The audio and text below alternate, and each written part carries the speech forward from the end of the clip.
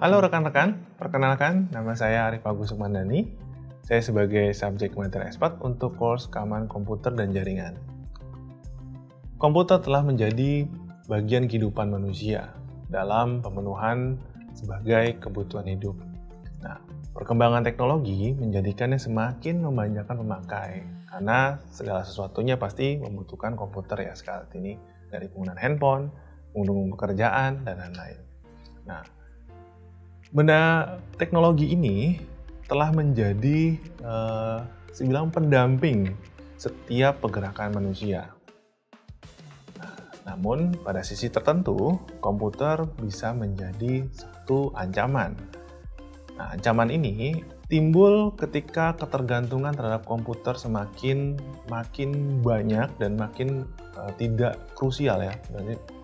Sehingga hal yang menjadi penyimpanan data di dalam komputer tersebut menjadi makin urgent karena pertukaran informasi tidak lepas dari penggunaan komputer itu sendiri.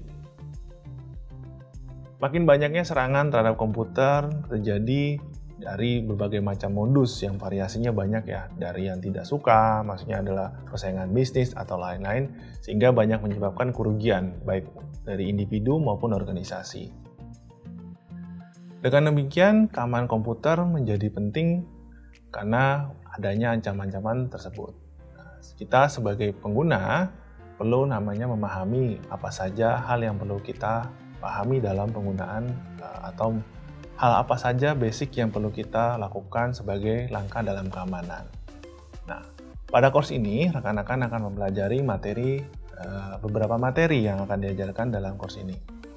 Di antaranya tentang keamanan fisik dan infrastruktur.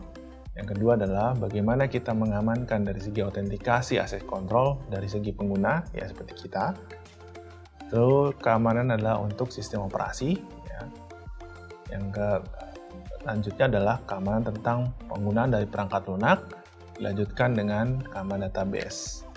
Nah, ada lagi untuk keamanan jaringan, kita bisa bagaimana kita mengamankan komputer, penggunaan komputer jaringan, baik dari namanya individu, organisasi, dan lain-lain, dan tidak lepas dari bagaimana kita misalnya mengamankan jaringan dari segi penggunaan wireless atau wifi ya. Teman-teman mungkin sudah banyak menggunakan jaringan ini ya.